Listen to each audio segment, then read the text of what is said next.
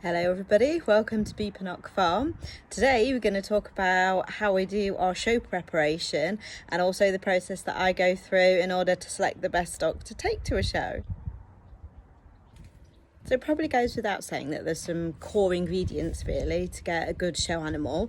One is to make sure that you've got good breeding and a correct animal. So it has to be correct before it's even correct of breed. So it has to have no known health problems, good feet, good teeth, a good strong back. It needs to have a good strong muscle tone. Basically, it needs to look like a really nice sheep, but then it also needs to look like a good example of its breed. More about that in a moment. And sometimes it will be necessary to buy animals into your flock to add some of the traits that you are looking for. So you might see something and think, I would like to add that into my flock, so I'm going to buy that animal, particularly if it's a top, so that you can add that in by breeding it into your ewes.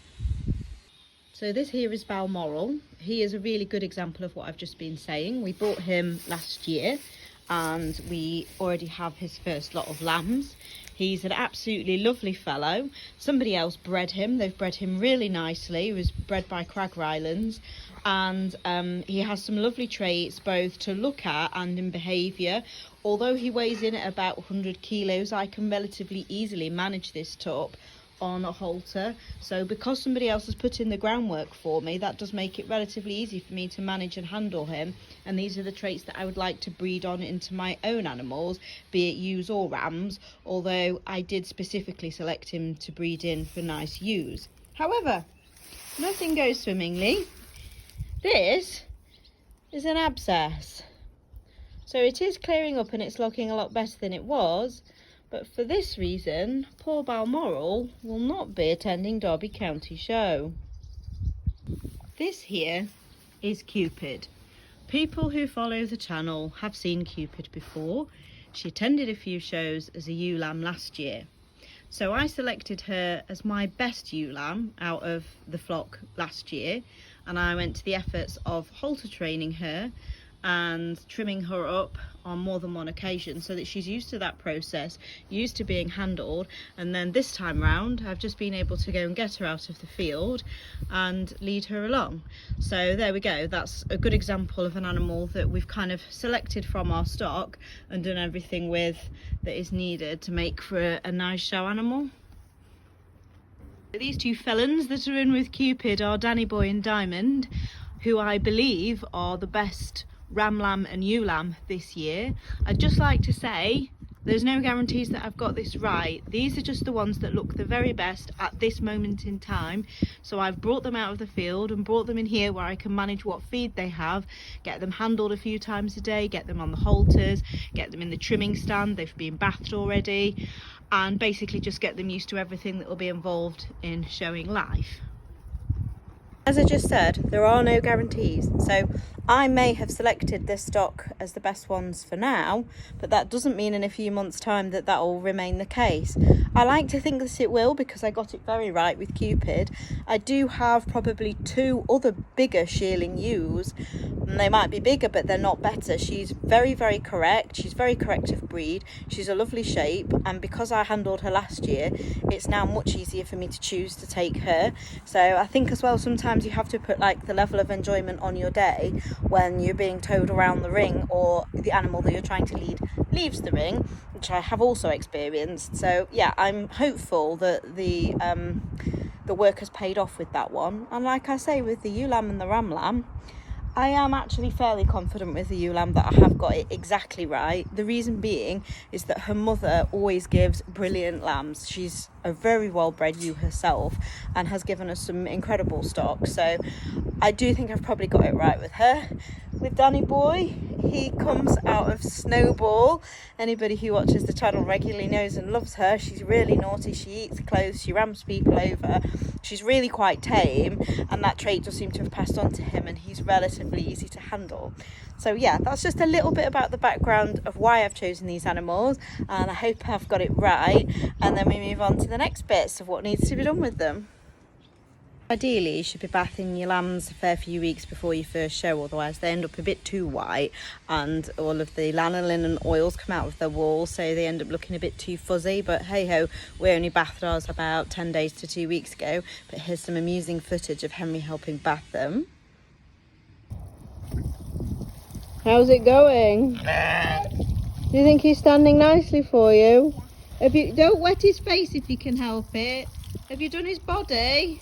I'm doing his body now. Okay. Oh, it appears to be leaving. Why? Don't do his face.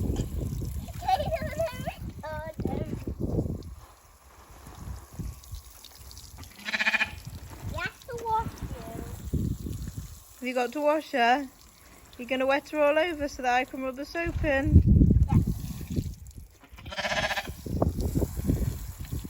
I need to wash that off you. I need to wash that off you.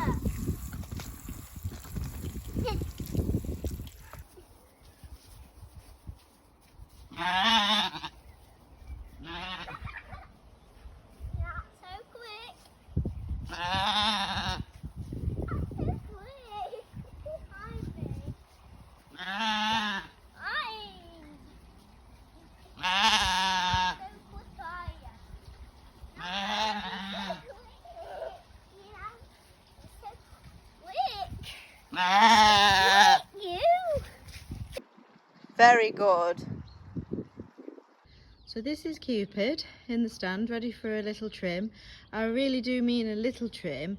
As you can see, this ewe's been sheared quite recently. She was sheared on the 1st of June, so only a few weeks ago. So her wool regrowth is absolutely ideal. This is a really nice amount to work with. And she's been sheared very, very well. So I'm actually going to try and do as little as possible. The only bits that I'm going to be trying to catch are where there's like little tassely bits, usually around their legs, and it'll depend how much they've moved for the shearer and how well behaved they were. She hasn't got many, so I'm thinking she must have sat quite nicely. I did have to give this ewe's bottom quite a decent wash before we brought her in for trimming, so there's probably still little bits of poo that I need to trim away. But other than that, she's looking very healthy and very well, and there's not a vast amount to do here, which is good. So this is Diamond. This is my little ewe lamb.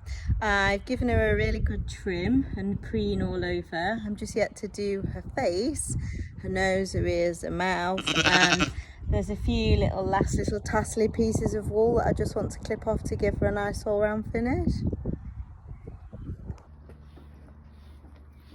This is Danny Boy.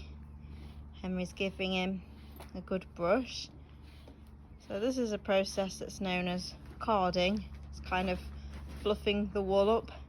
So typically we'll card them, give them a first trim, card them again, give them another trim, get off any of the loose tassely bits, and then I'll go in and try to make more of a shape the areas that I think need a shape. But for now, just doing a spot of brushing or carding depending on your perspective.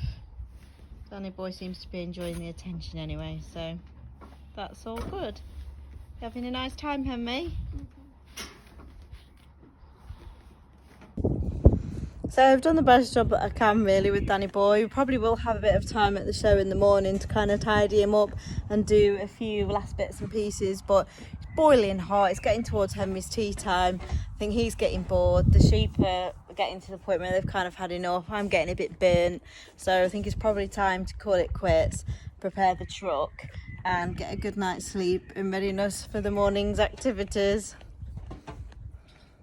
So it's 7:30 on show day morning. We've all been up for a couple of hours now. We're excited, Henry?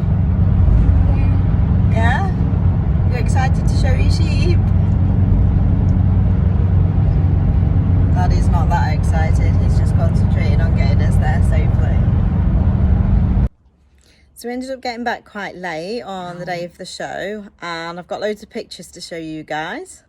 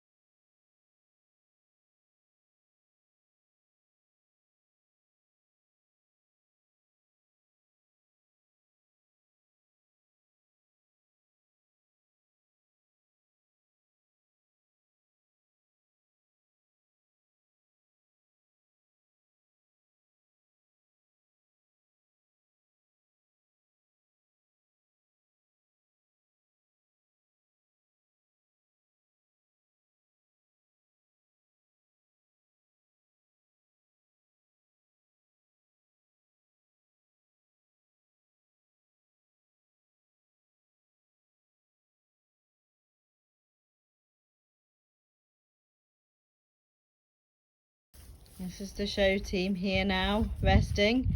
Danny Boy, the prize winner, and Diamond and Cupid. Cupid, who was quite naughty on the day. And they're all looking perfectly fine, so they can go back to their respective groups now for a few weeks before the next show.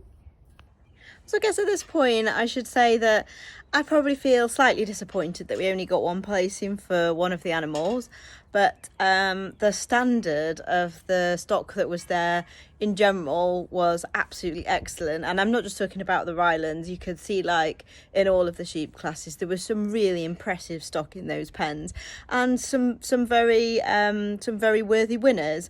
And you know, I don't wish ill on anybody. Do I wish I was breeding better stock myself? Yes, but we're only at the beginning of our journey, so it's best not to put too much pressure on ourselves and get too downhearted, and also to recognise that we had a lovely family day out of it, and that Henry got to try his young handlers. And I think sometimes it's important to remember why you actually went. I mean, if you'd just literally gone to win prizes, then that might be quite a hollow thing, because you might be going to get disappointed. But if you'd gone to kind of make sure that young people are going to stay enthused by livestock, stay enthused by farming, and that goes to all the many members of the public that came past our pens and stopped in to have a chat as well, I just think that that's a much more worthy cause. So yeah, a really good time had by all. So I really hope you've enjoyed this little video about our day out at the show, and we'll be speaking to you all again very soon. Take care for now. Bye.